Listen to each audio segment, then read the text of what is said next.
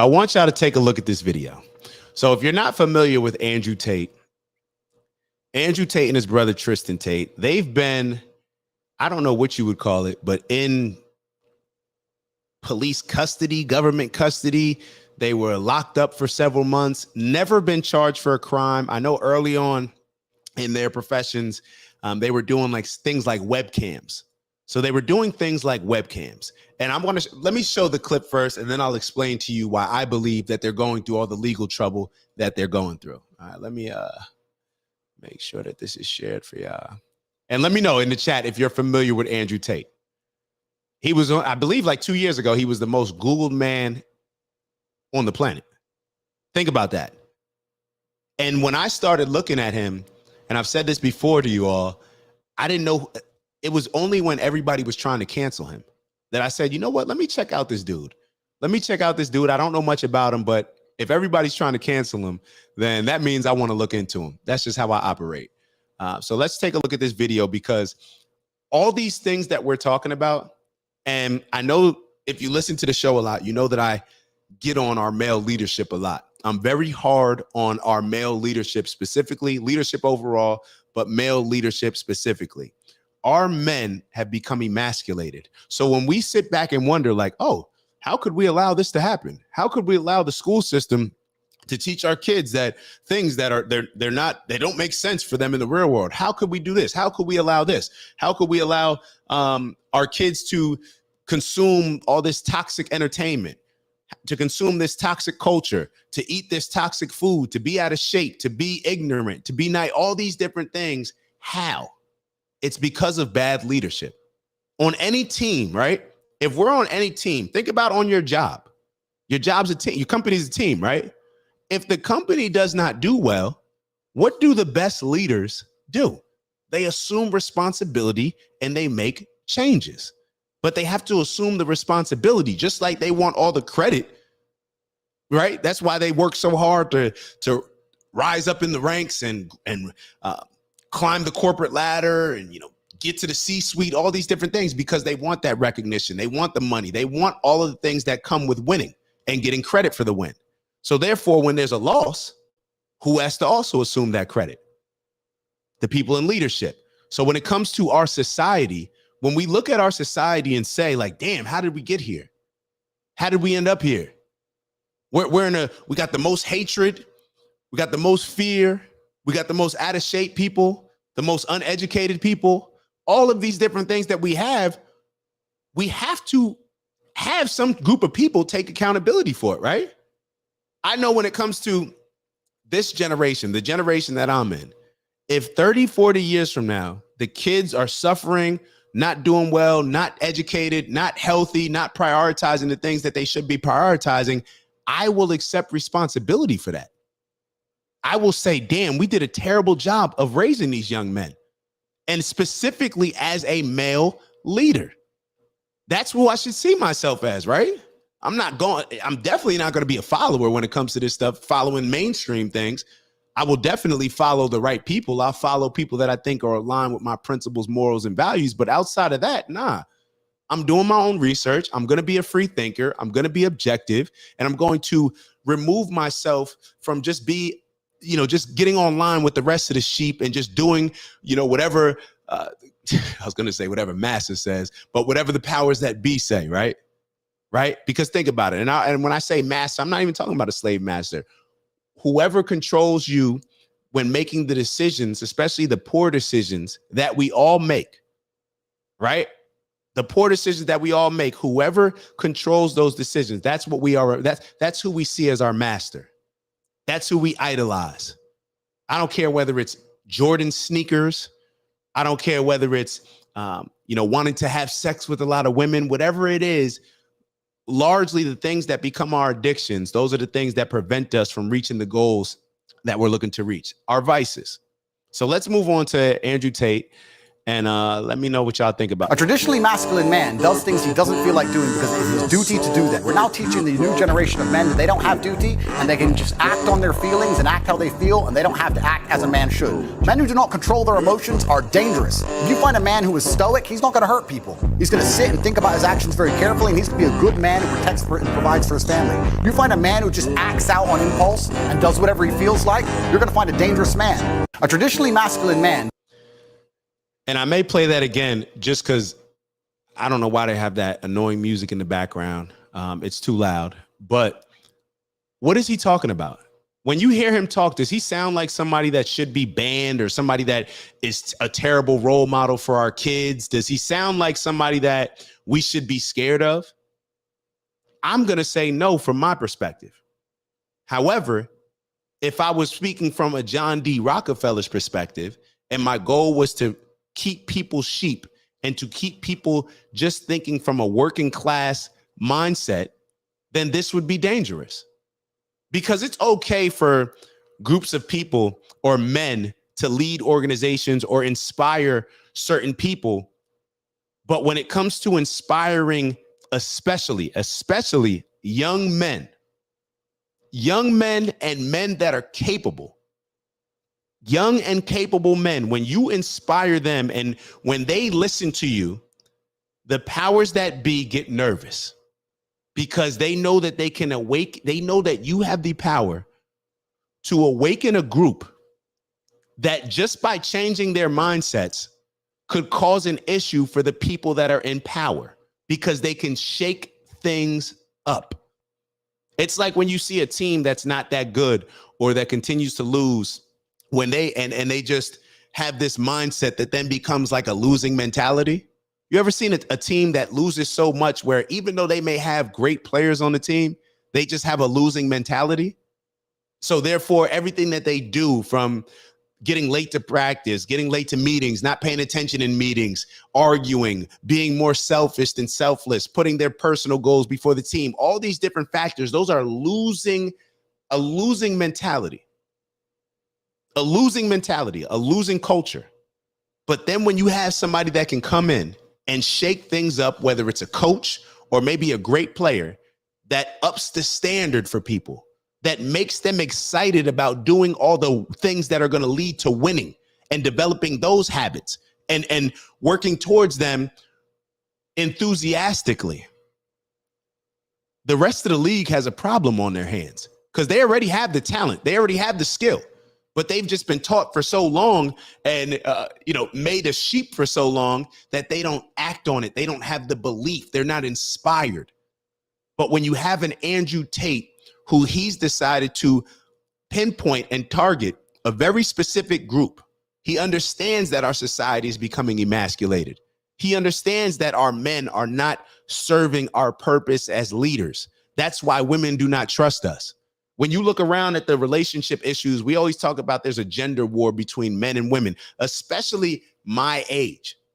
There's a gender war between men and women my age. I'll even say that there's probably one from the generation before, but we just act on ours, and maybe we're the products of the gender war.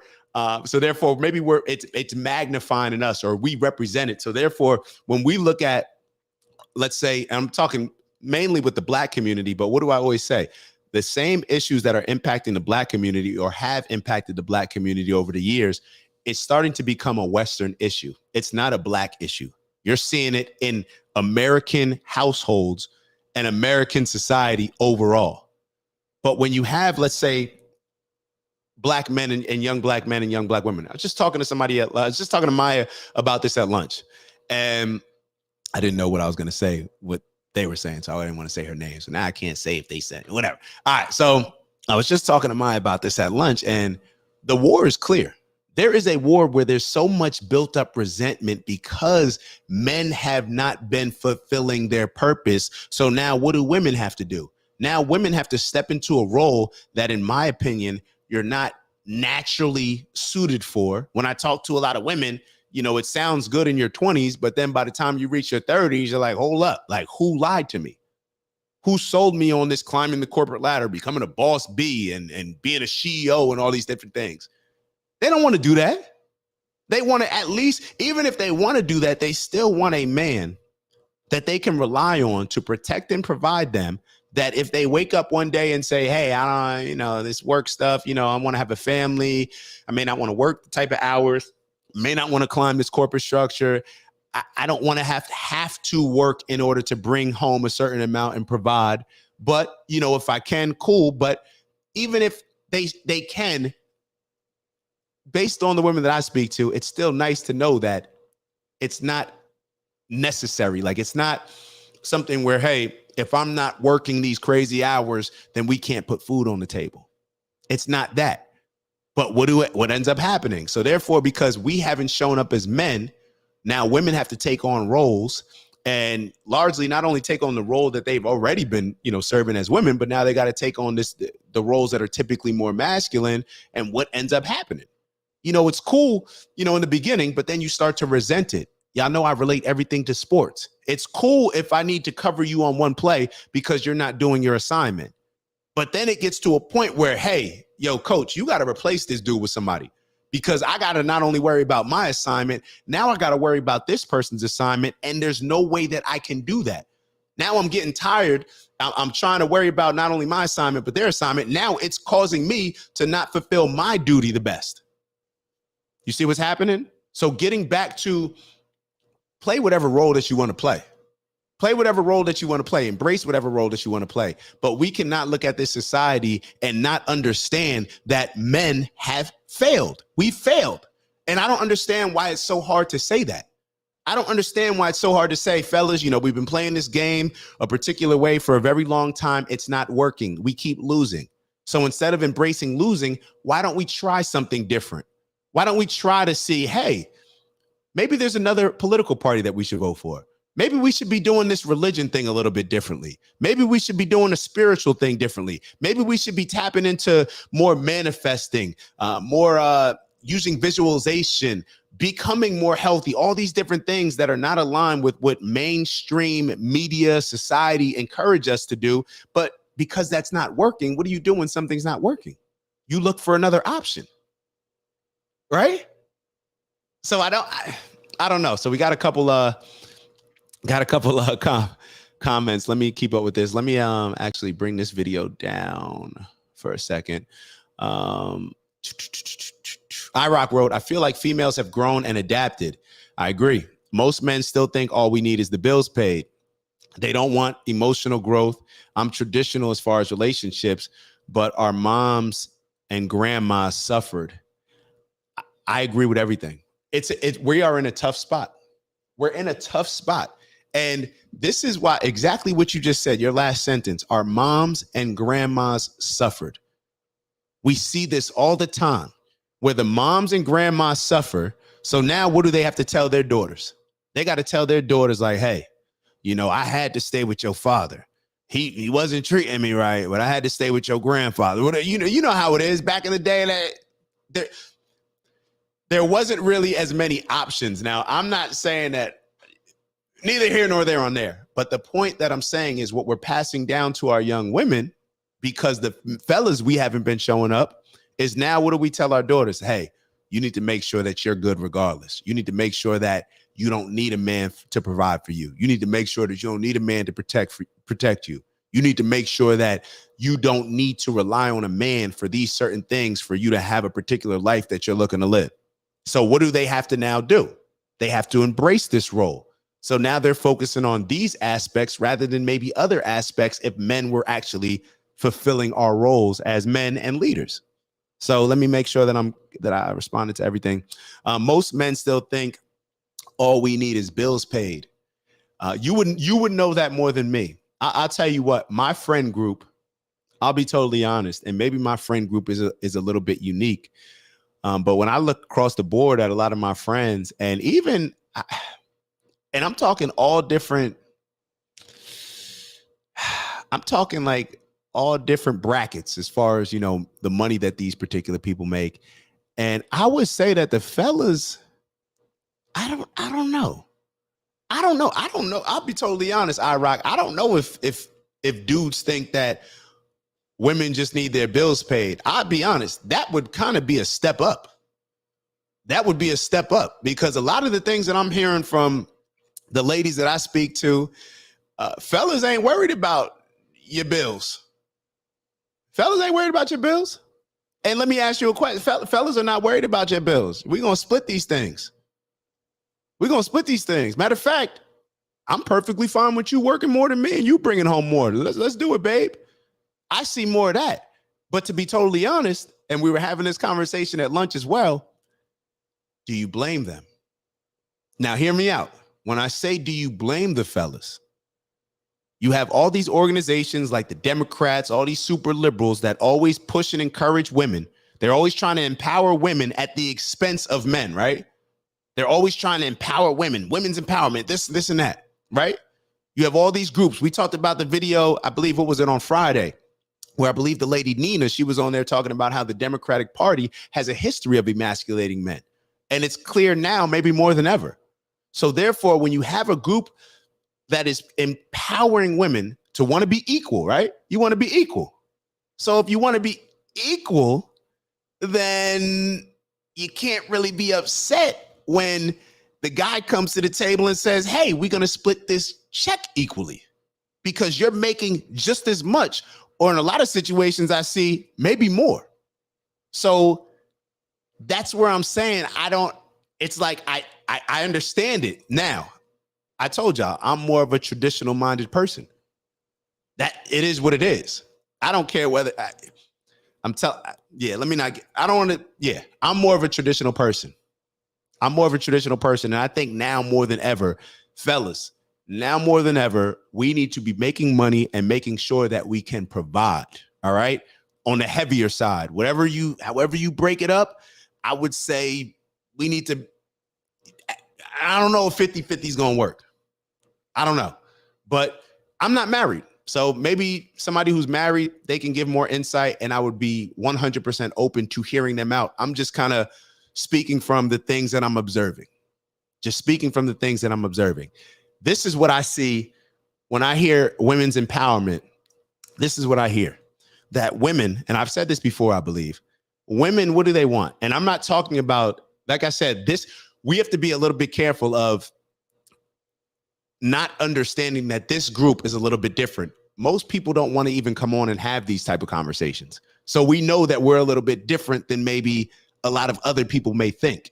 Now, when I say this, I'm not talking about any women on here. Definitely. I really don't think that it applies. Like, I'm not just saying I'm not talking about you. I actually do not think it applies. However, what do women want? Women want the power of men. They want the privilege of women, right? The power that comes with being a man, the privilege that comes with being a woman, and the accountability of a child. Now, why do I say the accountability of a child? With all these women's empowerment groups out here, anybody can see that when you go so hard and empower women at the expense of emasculating men, who are you really hurting? You're hurting the entire household. So when you emasculate black men, that I think that the Democratic Party, and just men, let me not say black men, when you emasculate men, like I think the Democratic Party is doing, who does that end up hurting? See, the people that are in politics, they don't care. They're already married. They probably don't even like their husbands or wife. It's just they know that they got to be married in politics, whatever, put on the front, do what you need to do. Cool. They don't care. But when you just empower one group at the expense of emasculating the other group, then what ends up happening? You have these unbalanced relationships where men cannot fulfill their roles. They cannot live up to being a provider, cannot live up to being a protector. But my point when I say the accountability of a child, ladies, I don't hear the ones that disagree. I don't ever hear women calling out these other women empowerment agendas. I really don't. I'm just being honest. In a conversation, yes, I understand that in a conversation, but in a public space, I don't see it. I don't see a lot of women that, what do they start calling women? They start calling women pick-me's and start criticizing the women when they actually call out and hold other women accountable and hold these groups accountable. And people don't even realize, like, yo, if you really want to empower women and if you really want to improve the lives of women, then let's actually start figuring out how we can improve the performance of men, right? Doesn't that make sense?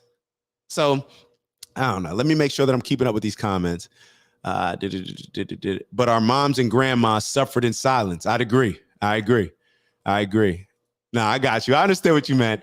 All right, Mama Lero. Yeah, they did suffer. And that's why we have to break the mold and make a difference. We have to create a happy medium. I agree. I agree. I'm old fashioned. I'd rather male and female roles. I want to serve my man, but I want emotional connection too. But they are ruining men. Honestly, there's some ladies that are delusional too. It's all of us. It's all of us. And that's why I maybe I'm sure that a lot of people listening now will say that I'm a lot heavier on the men. When I used to have these conversations that were focused more on the show, you know, we used to incorporate relationship talks, especially when Kamari was on. We used to talk about these things. And what ends up happening is I'm going to be honest with the men. That's no problem. Y'all hear me. But whenever I would try to hold the women accountable, it was more of an issue. I'm just being honest. Maybe that's just because it's a man doing it. So I'm perfectly cool with that. Y'all don't want a man holding you accountable. Cool. I'll hold the men accountable, but y'all got to start holding the women accountable. So let's leave that there. So I do want to show y'all this other video with Andrew Tate. I believe it was on Instagram. Give me a second. Because I believe he spoke out on what he's facing right now. Okay, here it is. Yeah. Let me get this part shared, and I'll show you that in a second. Is it right here? Perfect. All right, so take a look at this video. So this is after Andrew Tate had his home raided. They still haven't pressed any charges on him. So let me kind of give you the backstory a little bit with Andrew Tate. And I got this from another source. I did not read, but Candace Owens, who read, and I trust her research. So I do trust her research, but she read a lot of the case files. And based on the case files, Andrew Tate is being accused of sex trafficking women. Now, I believe that there's like 30 women that they're saying that the women aren't the ones pressing the charges. That's the funny part. The Romanian government, I believe, is pressing the charges. And out of the 30 women, I think like 26 of them wrote letters saying, I don't know what y'all are talking about. We didn't get sex trafficked. I think the other two were mothers of their children. And then there's like another two. And I think these other two, one of them, dig this, one of them, and this is in the case files, whatever it is. I don't know, whatever it's called, whatever Candace Owens, she did her due diligence and research. I trust her research on this issue. And overall, but I trust her research, the research aspect of it. And what she was saying is that there were women that got flued out. They got flued out to the Tate brothers' estate, and they got bored. And they reached out to another one of their rich male friends, boyfriends, whatever it is, and were trying to get plane tickets out of them. So they were trying to say, hey, can you get us a flight? We're not trying to be here anymore. And they made up this it's a complete fabricated story. And the reason why I'm saying it's fabricated story, because they acknowledged that it was fabricated. And that's a part of the case as well. So they made up a story to this guy that they were trying to convince to fly them out to the next vacation spot. And they told them that we're being trafficked. We're being sex trafficked. So please, send us a flight. The guy actually reached out to the authorities. The authorities raided the home. And I believe that there's text messages that show from that particular lady to the guy that called the authorities saying, what are you doing? Like, we just were looking for a flight out. We didn't know that you were going to call the authorities. Like, what? Like, we're not, like, we just made this up. We're just. So here Andrew Tate is, they're ruining his life. It's not fair, but nobody's speaking out on it. Nobody's speaking out on it. Now, you may not like somebody's personality, and this happens even in our politics. It's like, you may not like Trump, but just because you don't like him doesn't mean that you think that no matter what he gets indicted of, he should get indicted because he's an asshole. That's not how things work. You know what I'm saying? And the same thing on the other side. You can't just indict people and all of us just kind of stick around and just sit back and say, oh, well, yeah, I don't care. They're an asshole. That's insane. That's insane. And we're going to touch on this later. I know we've been talking about a lot on the last couple shows where it's like, you ever sit back and wonder, how did slavery happen? Like, how did people just be okay with this? It's because nobody stood up. Nobody assumed a leadership position and said, this is wrong. Just like nobody stands up now in certain situations that we see clear as day and say, this is wrong. So let me play a video of Andrew Tate, because he's calling certain people out for not acknowledging this. And you guys tell me. I looked into the case, and what I saw was something horrific. A young woman got a flight paid for her by the Tate brothers to Romania. She wanted to go. When she got there, she got bored. I know this because her actual text messages are in the file. She started texting with another man, and this I didn't even know that this was the video that we're playing, but I'm glad. I forgot that she actually details it. She could have saved me a lot of time, but there we go. This man happened to have connections to the military or the state some way or another, and she's trying to get him to pay for a flight for her to go somewhere else on vacation. So her and her friend begin texting. They start laughing with one another, saying, like, what if we just make up that we're being sex trafficked? She says something along those lines to the guy that she's trying to get to fly her out of Romania, and he takes it seriously. He's going to alert the authorities that this woman he believes is being sex trafficked. So he does that. The authorities swoop in. They raid their compound while the girl is there. And as they are raiding, she is texting this guy. And she says to him, what are you doing? Oh my gosh, you're ruining my life. How could you have done this? You were just supposed to buy me a free ticket somewhere else. I can't believe you alerted the authorities to something that I was just saying because I kind of wanted to go on another free vacation. I looked into the case, and what I saw was something horrific. A young woman. What do y'all think? And that's not the clip that I was supposed to show y'all. So let me actually show y'all Andrew Tate outside the court. But I'm glad that we did do that. Outside courthouse. Hold on. Because I want to play y'all this video, and I want to get y'all thoughts on it. So here we go. Here we go. Take a listen. Let me know what you think. And there is no way. Wait till you see. Say I'm a lover boy, the mother of my children. Yeah, the mothers of our children. We've tricked them into having kids. So we can't see our kids anymore. That's what they've done. Wait till you see. I moved to Romania 10 years ago, and I found an amazing country full of beautiful people. And I told the whole world about Romania. If you mention the name Romania anywhere in the world, they'll say, Andrew Tate lives there, Andrew Tate lives there. I've done nothing but promote this country. I've done nothing but say fantastic things about Romania endlessly. And when I did this, people would say to me, if Romania is so nice, if it's so safe, it's so beautiful, why has it got such a bad reputation? And I said, well, there's probably a few bad actors, a few bad people who destroyed the entire reputation. Like the few fools at DCOT who just came along and told us that the mothers of our children are somehow human trafficked. Spending millions of euros, wasting their time trying to put innocent men in jail instead of fixing the roads, fixing the hospitals, fixing this country. You have a beautiful country full of beautiful people.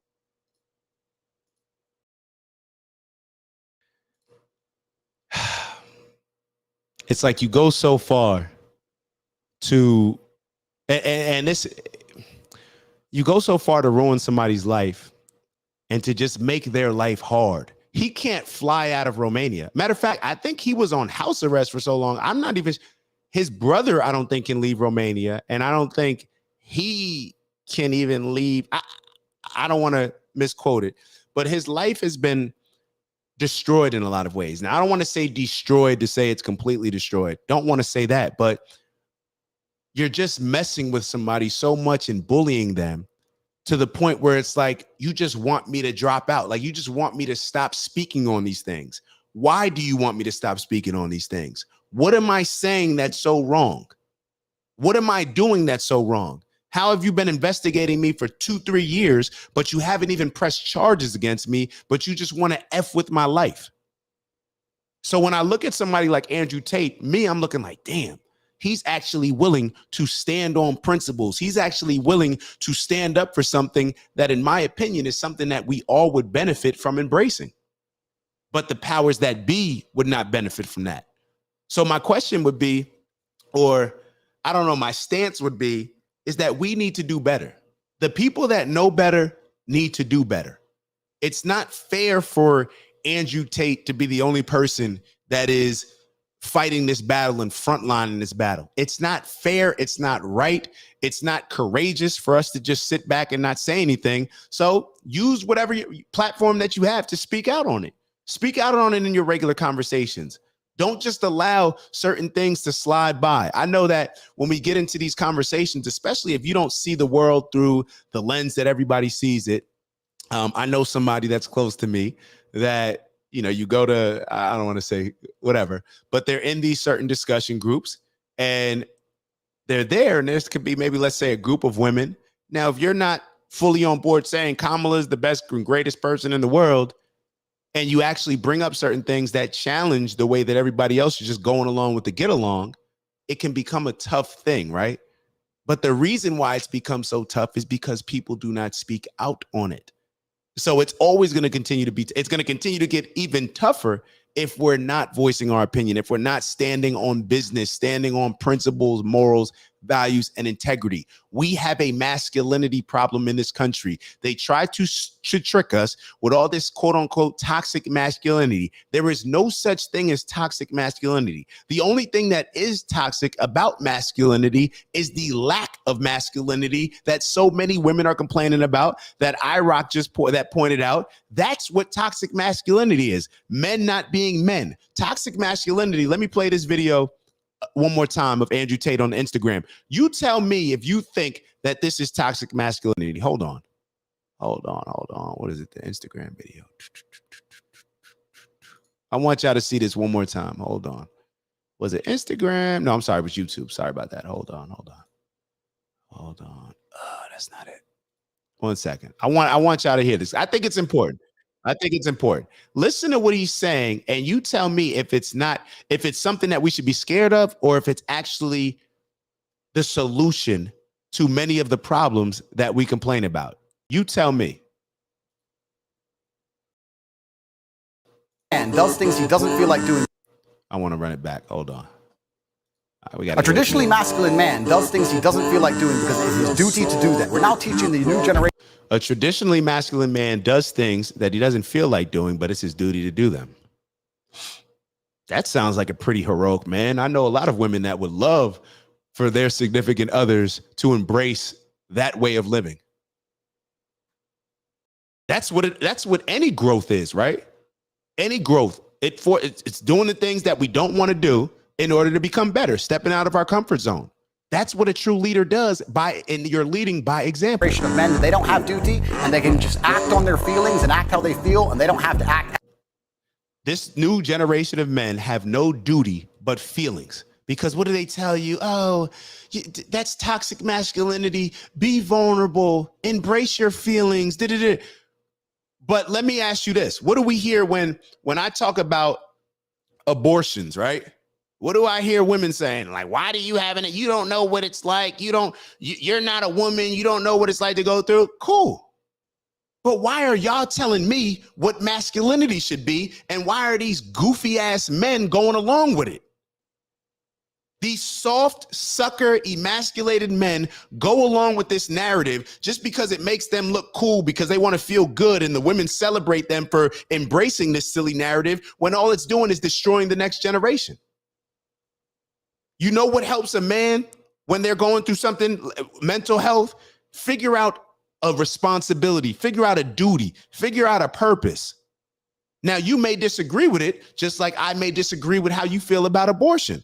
And you told me to shut up because I'm a man, right? So what should I tell you? Let's keep going with the video. As a man should. Men who do not control their emotions are dangerous. If you find a man who is stoic, he's not going to hurt people. Men who do not control their emotions are dangerous. I agree 100%. But what are we encouraged to do? Oh, embrace your feelings and show me where a society has done these things and it's worked and it's produced the results that we're saying that we're looking for in our men. Show me the results. Show me a society that has embraced this way of thinking where it's almost to the point where, you know what's so funny? If you say these things to women, think back to the Kansas City Chiefs kicker, when he was telling women, hey, it's no, like, we understand that the world is telling you that the way that you get empowered, the way that you feel good about yourself is to go get a corporate job, climb the corporate ladder, do all these different things, right? Professionally, right? If a man said these very same things to women, if a man told a woman, hey, you know, you got to be a little bit softer, embrace your feelings, like don't feel like you got to, you know, chase every goal, like embrace your feelings. If a man spoke to a woman like that, a woman would feel like you're almost trying to play her as if you got to be extra soft with her, and she would get offended and want to be treated in a different way, more stronger way. It almost feel like you're taking away my power. But why can we tell young boys to be soft, to just show your emotions, lean into your emotions, lean into your feelings, all these different things that are not producing the results that we're looking for? So here we're trying to emasculate men, but if you use these same techniques and use these same words to talk about women, the women would say that you're being you're a misogynist, right? So it's misogynistic when you say for a woman to be more feminine, be more soft, all these other things, but it's how men should act. It's perfectly fine. Matter of fact, they'll say that you're being brave by you try, fellas. I don't know if you've have ladies, be real. Fellas, go tell a woman how you feel. Be super vulnerable to her every day. Tell her how tough work is. Oh, I wanted to work out, but I just was so tired. I'm so anxious. I'm so stressed out. Oh my God, the world is just so tough. We got Kamala Harris. Why are these people not supporting Kamala? You tell me if she finds that sexy. Ladies, y'all tell me if you find that sexy. Who wants that? He's going to sit and think about his actions very carefully, and he's going to be a good man who protects and provides for his family. You find a man who just acts out on impulse and does whatever he feels like, you're going to find a dangerous man. A traditionally masculine man does things he doesn't feel like doing because... All right, let's move on from that. All right. Of course, we didn't get into all of the videos I wanted to show, but let me kind of skip ahead. Let me skip ahead a bit. So I guess we got to talk about the main topic. So we'll talk about the main topic, and then we'll have to move a lot of this stuff to